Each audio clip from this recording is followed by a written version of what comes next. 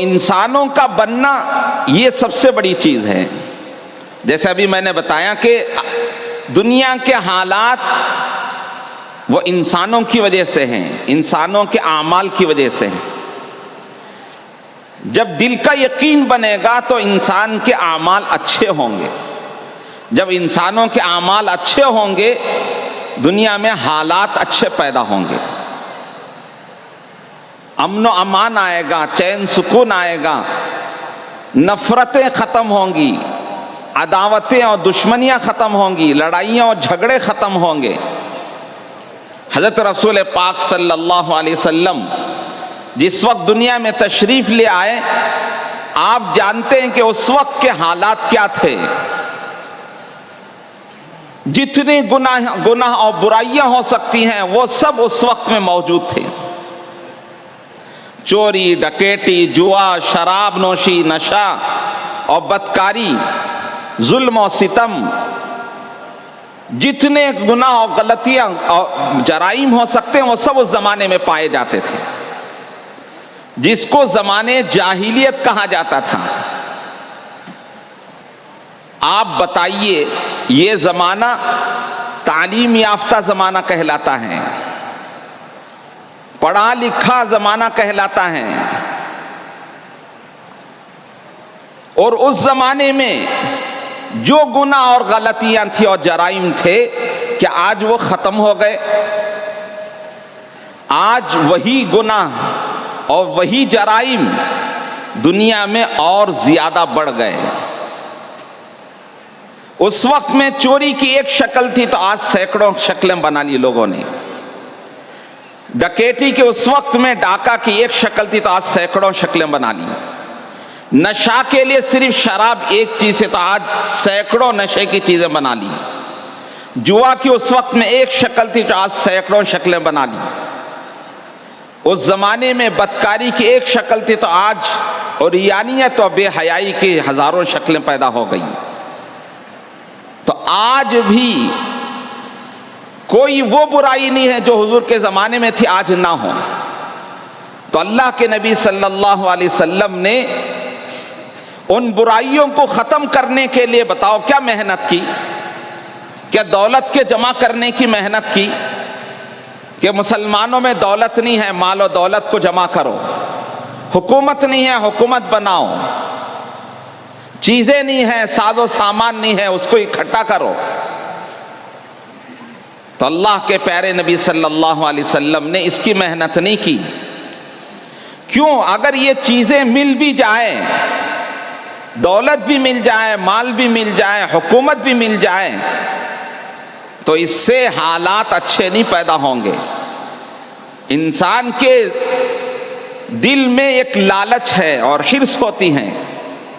جیسے فرمایا کہ ایک سونے کا جنگل ملے تو وہ دوسرے کی حرص کرے گا، دوسرا ملے تو تیسرے کی حرص کرے گا. تو اس سے دنیا میں حالات اچھے نہیں پیدا ہوتے. دنیا میں اچھے حالات پیدا ہوتے ہیں انسانوں کے بننے سے، انسانوں کے اعمال کے بننے سے.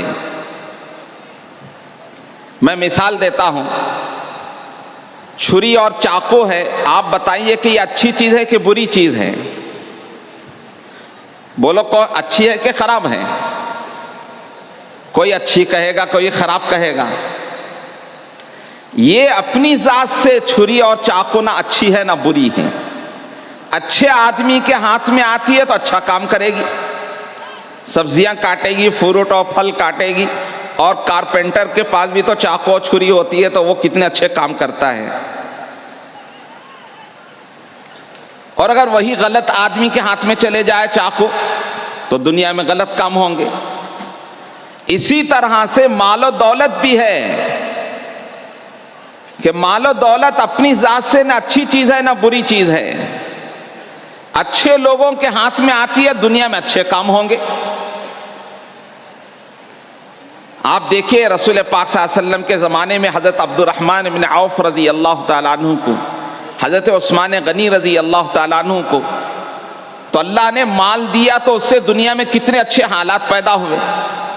اللہ کے بھی حقوق ادا ہوئے، بندوں کے بھی حقوق ادا کیے. غریبوں، یتیموں، بیواؤں، مسکینوں اور محتاجوں پر خرچ کیا اور اچھی جگہوں پر خرچ کیا، ہر ایک کے ساتھ خیر خواہی اور ہمدردی کی۔ وہی مال غلط آدمی کے ہاتھ میں گیا۔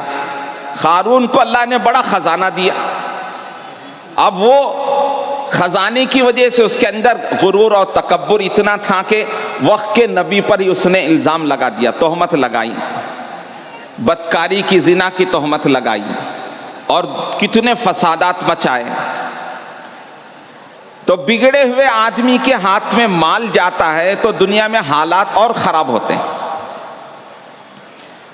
نمرود کے ہاتھ کیا کہتے ہیں، قارون کو خزانہ دیا، شداد کو خزانہ دیا، اور حضور کے زمانے میں کفار مکہ میں سرداران مکہ کو مال و دولت ملی تھی، ابو لہب ہے، عتبہ شیبہ ہیں، ان سب نے کیا کیا؟ بگڑے ہوئے لوگوں کے ہاتھ میں مال جاتا ہے تو اسی طرح کے حالات پیدا ہوتے ہیں۔ اسی طرح حکومت ہے، وہ اپنی ذات سے نہ اچھی ہے نہ بری ہے، اچھے لوگوں کے ہاتھ میں آتی ہے تو دنیا میں اچھے حالات پیدا ہوتے ہیں۔ حضرت سلیمان علیہ السلام کے زمانے میں، سکندر ذوالقرنین کے زمانے میں، اور اس امت میں حضرت ابو بکر صدیق رضی اللہ تعالیٰ عنہ، حضرت عمر رضی اللہ تعالیٰ عنہ، حضرت عثمان رضی اللہ تعالیٰ عنہ، حضرت علی رضی اللہ تعالیٰ عنہ، حضرت عمر ابن عبدالعزیز رحمۃ اللہ علیہ، ان سب کو اللہ نے حکومت دی تھی۔ نیک لوگ، بنے ہوئے لوگوں کے ہاتھ میں حکومت آتی ہے تو ساری انسانیت راحت پاتی ہے، پیار و محبتیں ہوتی ہیں، انصاف و عدل ہوتا ہے، لوگ میٹھی نیند سوتے ہیں، کسی چیز کا ڈر و خوف نہیں ہوتا ہے، نہ نفرتیں ہوتی ہیں، نہ دشمنیاں ہوتی ہیں، ہر ایک کے اندر پیار و محبتیں ہوتی ہیں۔ اور وہی حکومت غلط لوگوں کے ہاتھ میں جاتی ہے تو حالات کیسے بدل جاتے ہیں وہ سب جانتے ہیں۔ تو اس لیے اللہ کے پیارے نبی صلی اللہ علیہ وسلم نے اس زمانے میں آ کر جو امت کے حالات کو ٹھیک کیا اور دنیا کے حالات کو جو ٹھیک کیا، وہ دنیا کے ساز و سامان کی وجہ سے نہیں کیا۔ آپ نے ان لوگوں پر صرف ایک محنت فرمائی۔ وہ محنت کیا تھی؟ اللہ کی عظمت، اللہ کی بڑائی، ایک اللہ سے ہونے کا یقین اور اللہ کا ڈر و خوف ان کے دل میں بٹھایا، اور رسول پاک صلی اللہ علیہ وسلم کی عظمت اور آپ کی تعظیم اور آپ کی سنتوں پر چلنے کا، آپ کی سنتوں میں کامیابی کا یقین، آپ نے اس کی محنت کی۔ جب ان کے دلوں میں اللہ کے نبی کی عظمت دل میں اتر گئی تو اب وہ ساری چیزیں خود بخود ختم ہونا شروع ہو گئی، ساری برائیاں ختم ہونا شروع ہو گئی۔ تو اللہ کی عظمت، اللہ کی بڑائی، یہ سب سے بڑی چیز ہے۔ ہر برائی کو ختم کرنے کے لیے الگ محنت نہیں ہے کہ بھئی چوری کو ختم کرنے الگ محنت کرو، اور ظلم کو ختم کرنے الگ محنت کرو، اور شراب کو ختم کرنے الگ محنت کرو، نہیں۔ آپ صلی اللہ علیہ وسلم نے ایک محنت کی کہ دل کا یقین صحیح ہو جائے، ایک اللہ سے ہونے کا یقین دل میں اتر جائے، اللہ کے نبی کی عظمت دل میں بیٹھ جائے، اور ان کے احکامات میں، ان کے طریقوں میں کامیابی کا یقین بیٹھ جائے، تو پھر ساری چیزیں صحیح ہوتی چلی جائیں گی۔ درخت کی جڑ صحیح ہو گئی تو تنا بھی صحیح ہوگا، اور اس کی ڈالیاں بھی صحیح ہوں گی، اور پھل اور پتے بھی اس میں آئیں گے۔ جڑ میں اگر کیڑ لگ جائے، جھاڑ کی جڑ میں اگر کیڑ لگ جائے تو جھاڑ سوکھ جائے گا اور ختم ہو جائے گا۔ تو اصل محنت ہے انسان کے دلوں پر یقین کی محنت، صحیح یقین کی محنت ہو۔ تو صحابہ رسول پاک صلی اللہ علیہ وسلم نے، لوگ نہیں بدلے۔ 23 سال پہلے جن لوگوں کے اعمال کی وجہ سے زمانے جاہلیت کہلایا جاتا تھا، ان پر تھوڑی سی محنت ہوئی، صرف 23 سال کا زمانہ گزرا، تو 23 سال کے زمانے کے بعد اس زمانے کو کیا کہنے لگے؟ جس زمانے کو زمانے جاہلیت کہتے تھے، لوگ بدلے نہیں، وہی لوگ ہیں۔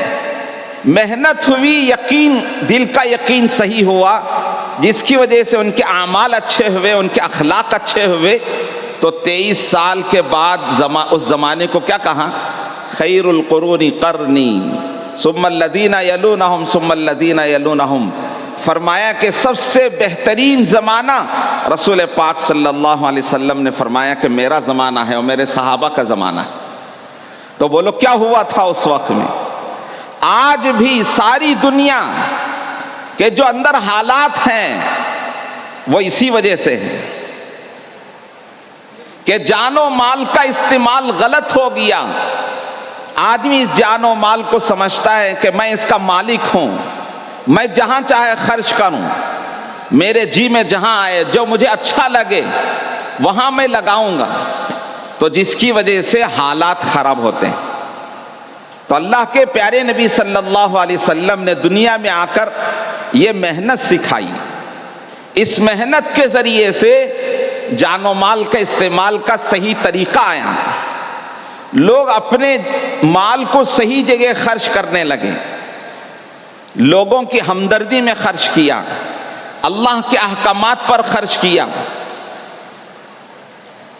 تو جس کی وجہ سے دنیا میں اچھے حالات پیدا ہوئے۔ غلط جگہ خرچ کرنے سے بچنے لگے، وقت صحیح جگہ لگانے لگے، غلط جگہ وقت لگانے سے وہ بچنے لگے، تو دنیا میں حالات کتنے اچھے آئے، اتنے اچھے حالات پیدا ہوئے، جنگل و بیابان میں رہنے والے کے دل میں بھی اللہ کا ڈر و خوف تھا۔ حضرت عبداللہ ابن عمر رضی اللہ تعالیٰ عنہ کہتے ہیں کہ میں ایک مرتبہ جنگل میں تھا، سفر کر رہا تھا، تو ایک جگہ ہم لوگ رکے کھانا کھانے کے لیے، تو جب کھانا کھانے لگے تو دیکھا کہ ایک آدمی بکریاں چراتا ہوا سامنے سے گزر رہا تھا، چرواہا بکریاں چرانے والا۔ اس سے ہم نے کہا کہ آؤ بھائی کھانا کھا لو۔ اس نے کہا کہ میرا روزہ ہے، حالانکہ نہ رمضان کا مہینہ ہے اور نہ کوئی دوسرے روزے تھے ضروری۔ سخت دھوپ، چلچلاتی ہوئی دھوپ پڑ رہی تھی، مئی جون کی سخت گرمی اس طرح کی، تو وہ نفلی روزہ رکھا ہوا ہے۔ تو حضرت عبداللہ ابن عمر رضی اللہ عنہ فرمایا کہ ایسی سخت دھوپ، چلچلاتی ہوئی دھوپ میں آپ نے کون سا روزہ رکھا ہے؟ فرمایا کہ جنت کی قیمت وصول کر رہا ہوں۔ اس سخت دھوپ میں نفلی روزے رکھے ہوئے، تو آپ نے اس کا امتحان لینے کے لیے کہا کہ اچھا بھائی یہ تمہارے یہ جو بکریاں ہیں اس میں سے ایک بکری ہم کو دے دو، بیچ دو، ہم سفر پر ہیں، اسے ذبح کر کے کھائیں گے۔ تو اس بکری چرانے والے نے کہا کہ یہ بکریاں میری نہیں ہیں، صرف میرے ذمے ان کو چرانا ہے، اصل مالک تو شہر میں رہتا ہے، تو میں اس کی اجازت کے بغیر نہیں بیچ سکتا۔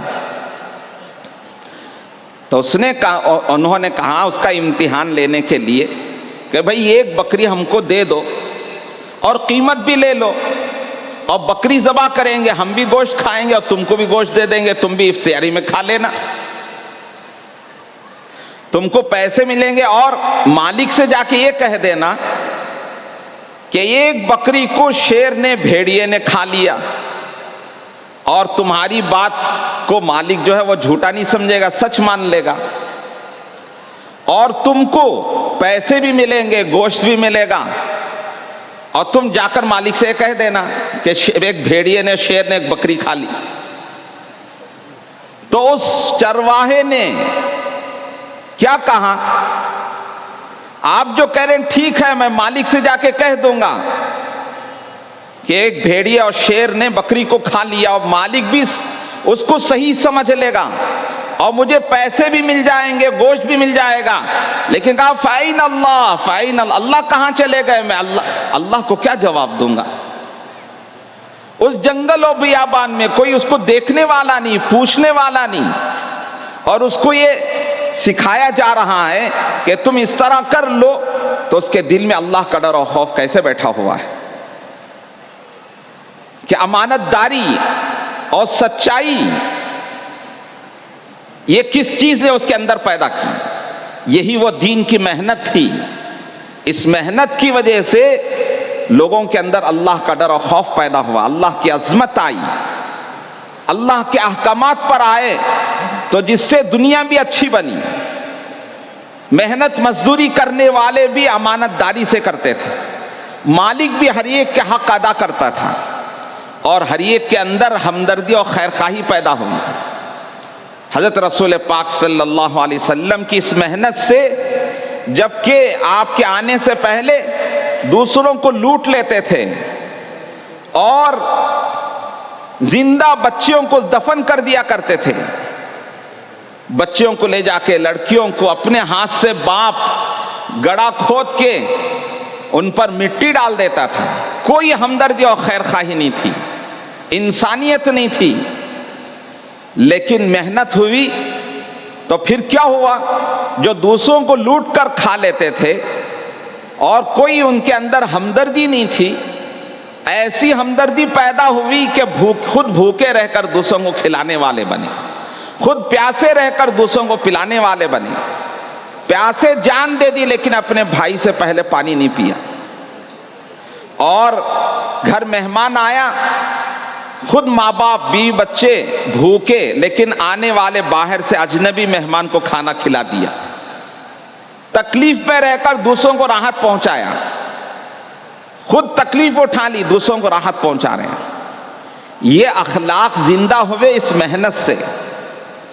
میں نے کہا اللہ نے یہ وہ محنت عطا فرمائی ہے جس محنت کے ذریعے سے سب سے پہلے دنیا کے حالات ٹھیک ہوں گے.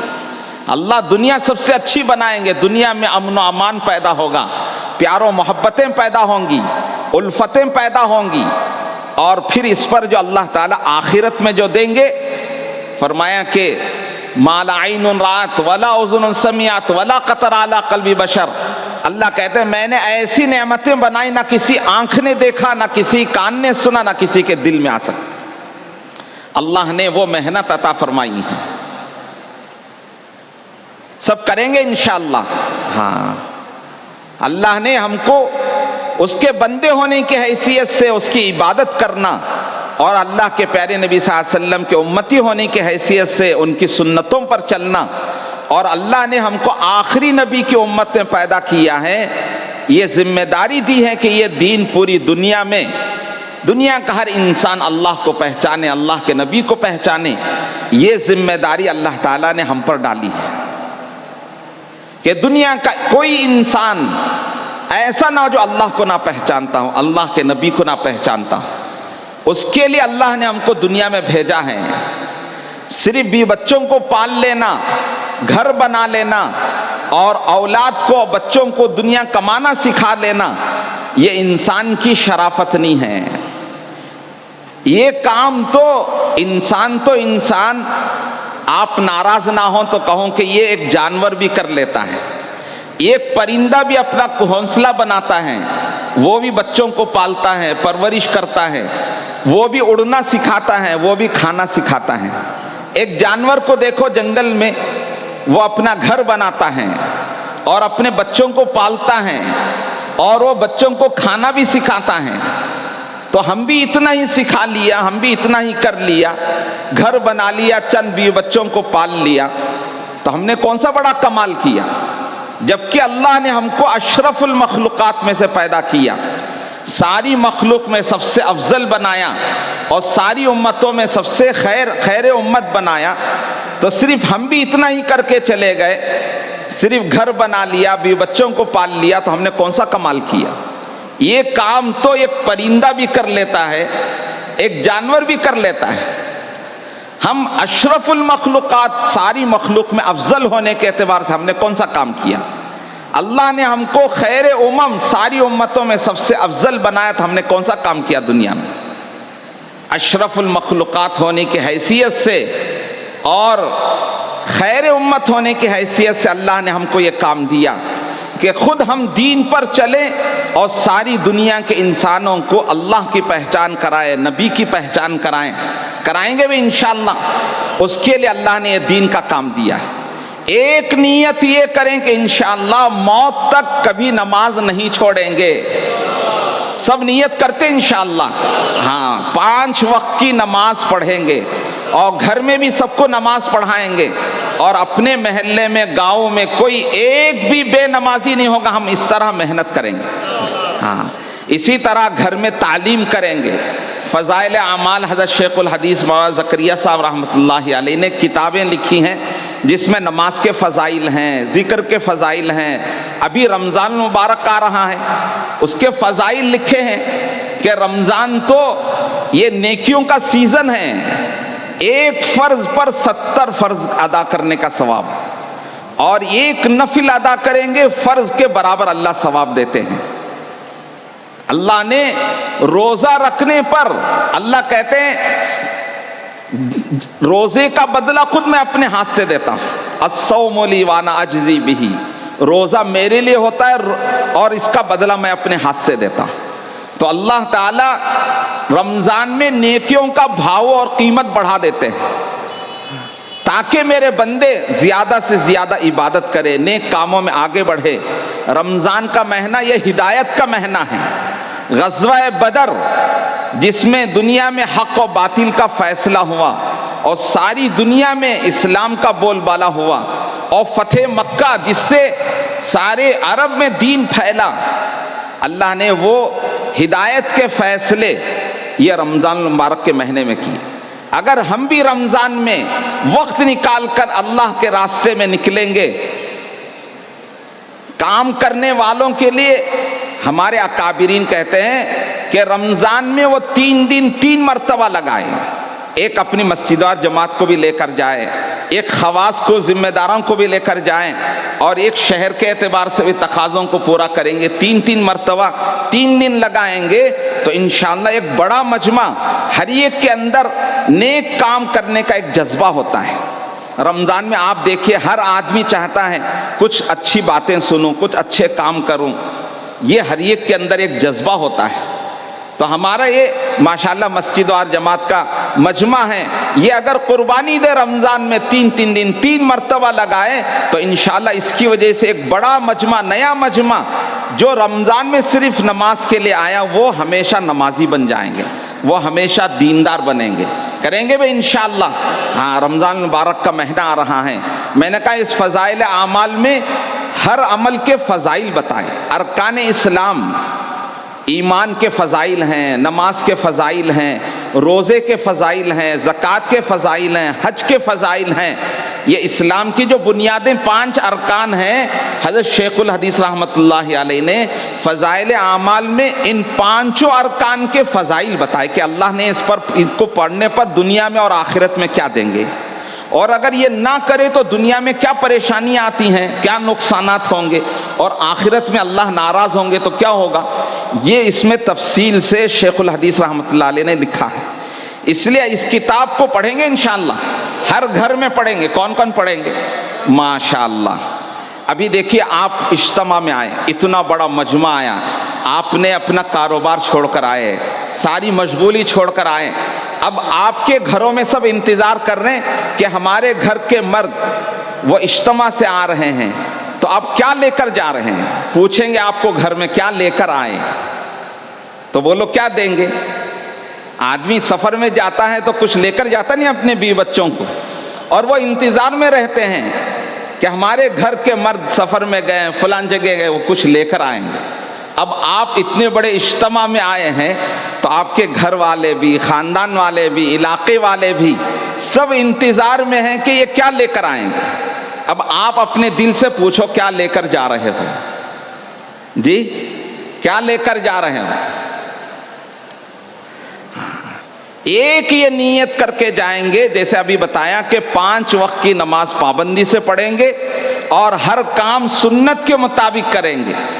ہاں یہ کوئی کام سنت کے بغیر نہیں کریں گے، یہ ان کو بھی دعوت دینا گھر میں.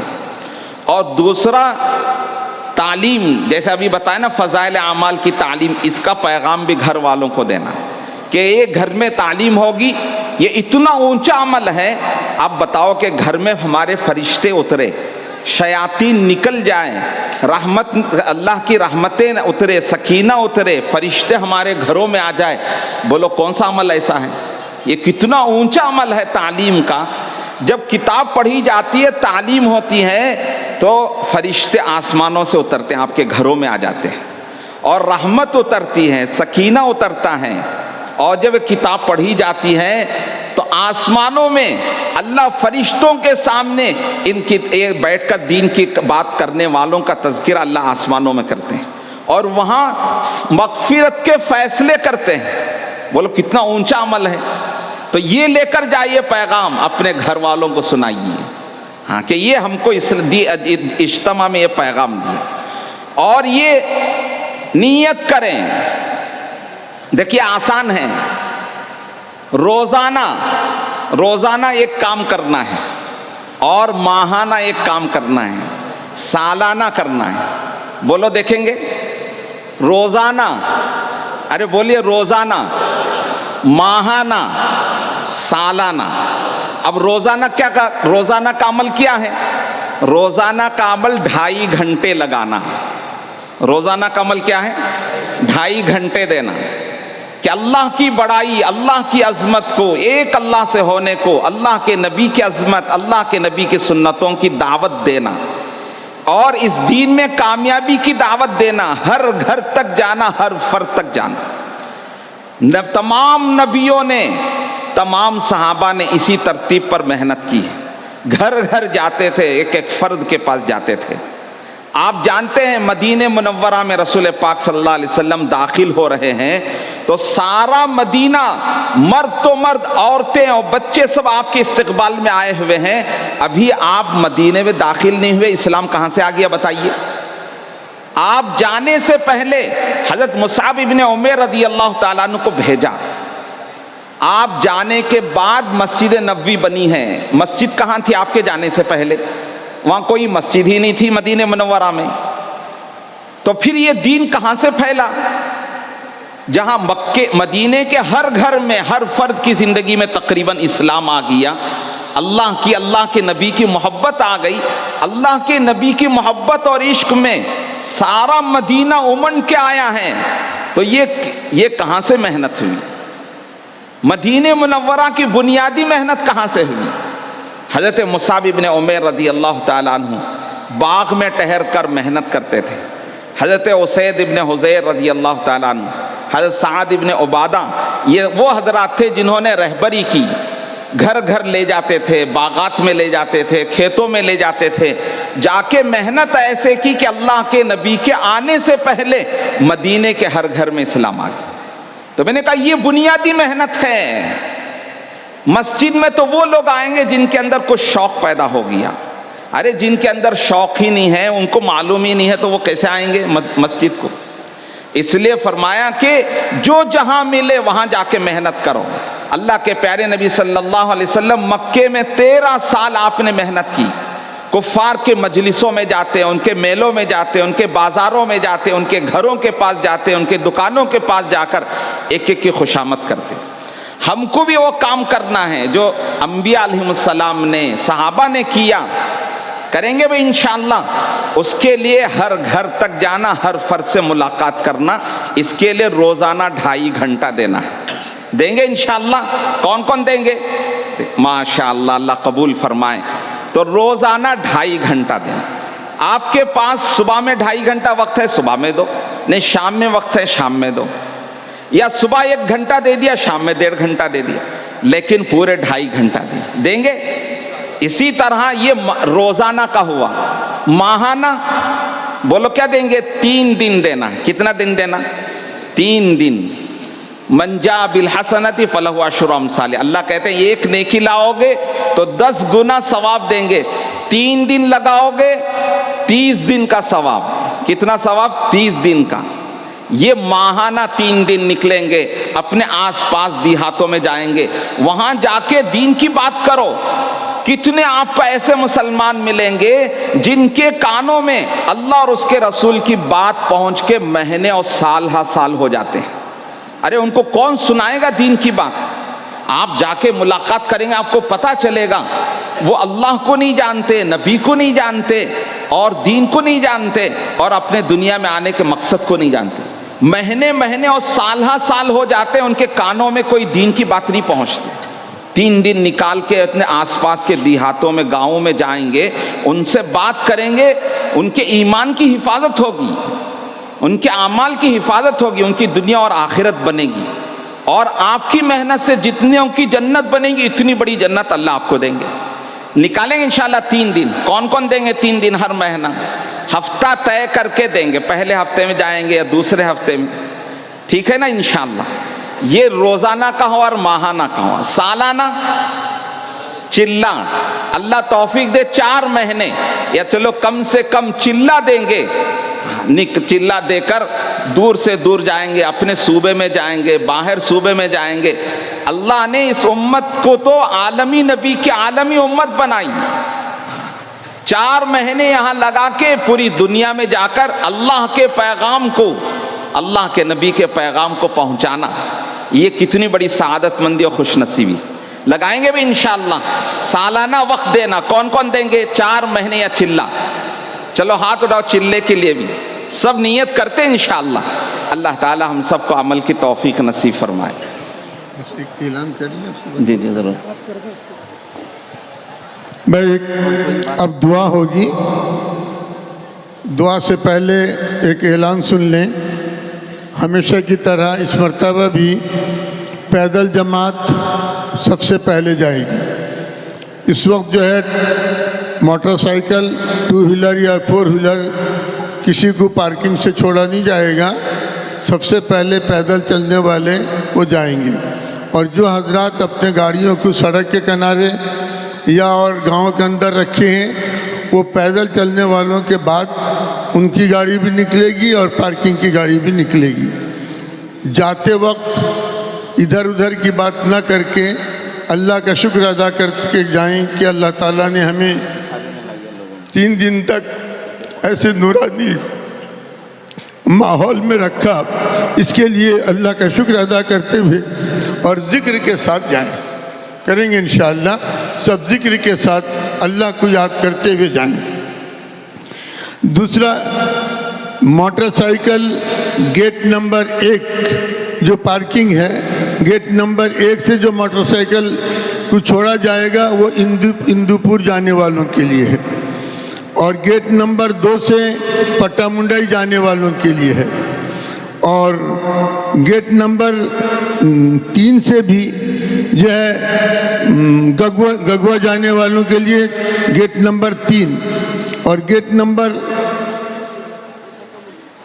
3 اچھا یہ گیٹ نمبر 2 جو ہے گگوا چھک کے طرف جائے گی, اور گیٹ نمبر 3 سے جو گاڑیاں چھوٹیں گی وہ پٹا منڈی جائیں گی. اور اس کے بعد جو ہے پھر جو 4 ویلر ہے اس کو چھوڑا جائے گا 2 نمبر گیٹ سے, اور اس کے اخیر میں سب سے اخیر میں پڑاؤ میں جو حضرات اپنے گاڑیاں رکھی ہیں, موٹر سائیکل ہو یا کار ہو, سب سے اخیر میں ان کاروں کو اور ان گاڑیوں کو جو ہے چھوڑا جائے گا. اور اس کے بعد جو ہے مارکیٹ کے اندر جو گاڑیاں ہیں ان کو سب سے اخیر میں چھوڑا جائے گا.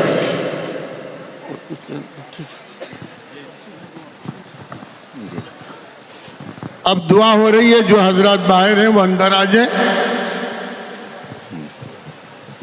ابھی جیسے اعلان کیا گیا کہ ہمارا ہر عمل جو ہے وہ دین ہے, ہمارا اٹھنا بیٹھنا بھی, چلنا پھرنا بھی, سفر بھی. اب یہاں سے ہمارے اجتماع گاہ سے نکلنا بھی یہ دین ہے, اور اسلام اور دین سکھاتا ہے کسی کو تکلیف نہ پہنچاؤ. اماطۃ الاذی عن الطریق یہ ایمان کا حصہ بتایا. راستے سے تکلیف دینے والی چیز کو ہٹانا ہے. بولو ہم ہی خود تکلیف دیں گے تو, اس لیے یہ اعلان کیا گیا. جو ترتیب بتائی گئی اس ترتیب سے ہم اطمینان سے جائیں. جی آدھے گھنٹے کا فرق ہوتا ہے, آدھے 1 گھنٹے میں انشاءاللہ سارے آرام سے جائیں گے, اطمینان سے جائیں گے. ہمارا چلنا بھی عبادت ہے, یہاں سے نکلنا بھی عبادت ہے. تو ہمارا چلنا اور نکلنا بھی, سفر کرنا بھی عبادت بن جائے, اس لیے سنت طریقے سے جائیں گے. کسی کو دھکا نہیں دیں گے, دھکم دھکا نہ ہو, شور نہ ہو. جی یہ ہمارے لیے بھی غیروں کے لیے بھی ایک سبق ہے. ہاں وہ دیکھیں گے, دیکھو دین کیسے سکھاتا ہے, آداب سکھاتا ہے, اسلام کیسے سکھاتا ہے. شور مچاتے ہوئے, چلاتے ہوئے, اسپیڈ گاڑیوں کو اسپیڈ دوڑاتے ہوئے نہیں کریں گے, اور اوورٹیک نہیں کریں گے, ایک دوسرے سے آگے نہیں بڑھیں گے, ترتیب سے جائیں گے. جی کتنا فرق پڑے گا. جلدی جائیں گے تو کتنا, آدھا گھنٹہ پہلے جائیں گے, اور جلدی جا کے اللہ نہ کرے कुछ हादिसा हो गया, आपको भी तकलीफ़, ज़िम्मेदारों को भी तकलीफ़, सबके लिए एक तकलीफ़ का ज़रिया बन जाता है। इसलिए जल्दी नहीं करना चाहिए, आराम से जाओ, इकराम करो। ये सिखाया इकरामुल मुस्लिम, इकराम करो। ये हमारे अखलाक हैं जो दूसरों को भी मालूम होंगे। तो इत्मीनान से जाएंगे ना इंशाल्लाह, शोर नहीं मचाएंगे, तेज़ नहीं दौड़ाएंगे गाड़ियाँ, ओवरटेक नहीं करेंगे, एक दूसरे से आगे नहीं बढ़ेंगे और खामोशी ज़िक्र करते हुए निकलेंगे और जो तरतीब बताई उस तरतीब से निकलेंगे। अभी इसमें यहाँ दुआओं की बहुत सी चिट्ठियाँ आई हैं कि बहुत से हज़रात ने अपने मरहूमीन के लिए दुआए मग़फ़िरत की दरख्वास्त की है, बहुत से बीमारों ने अपने बीमारों की सेहत के लिए दुआ की दरख्वास्त की है, बहुत से मखरूज़ हैं उनके कर्ज़ के लिए दुआओं की दरख्वास्त की है, बहुत से ज़रूरतमंदन परेशान हाल लोगों ने दुआएं दरख्वास्त की। इंशाअल्लाह एक दुआ तो अब होगी, लेकिन आप अपनी दुआओं में इन सब के लिए भी दुआ करेंगे इंशाअल्लाह। हाँ, दुआ जो है ये बड़ी इबादत है। अद्दुआ मुख्खुल इबादा, फरमाया दुआ इबादत का मग़ज़ है। अद्दुआ यनफ़उ मिम्मा नज़ल व मिम्मा लम यंज़िल, फरमाया दुआ उन मुसीबतों के लिए जो आ चुकी हैं उसको भी दफ़ा करेंगी, और अभी नहीं आई कुछ आने वाली मुसीबतें हैं वो भी अल्लाह उसको भी रोक देंगे। अल्लाह की सिफत क्या है? मांगेंगे तो खुश होते हैं और नहीं मांगेंगे तो अल्लाह नाराज़ हो जाते हैं। मल्लम यसअलिल्लाह यग़ज़ब अलैह, जो अल्लाह से नहीं मांगता अल्लाह उससे नाराज़ हो जाते हैं। लोगों का मामला, मांगोगे तो लोग नाराज़ होते हैं, ना मांगोगे तो लोग खुश होते हैं। और अल्लाह का किस्सा कैसा है? हाँ, मांगोगे तो अल्लाह खुश होते हैं, नहीं मांगोगे तो अल्लाह नाराज़ हो जाते हैं। तो कोई उर्दू का शायर कहता है, मांगो उसी से जो देता है खुशी से और कहता नहीं किसी से, ना मांगो उससे जो देता है दुखी से और कहता है सभी से। मखलूक से मांगेंगे तो देता, लोग क्या करेंगे? दुखी से देंगे, खुश होकर नहीं देते हैं, और सबसे कहते रहेंगे देखो हमने ये दिया वो दिया। तो क्या कहा? मांगो उसी से जो देता है खुशी से और कहता नहीं किसी से, और न मांगो उससे जो देता है दुखी से देता है और कहता है सभी से। तो ये अल्लाह ने सिखाया। लोगों से मांगना ये सवाल है, ज़िल्लत की चीज़ है, और अल्लाह से मांगना दुआ है, और ये इबादत है, इबादत का मग़ज़ है। अल्लाह ताला अमल की तौफ़ीक़ नसीब फरमाया। दरूद शरीफ पढ़ो।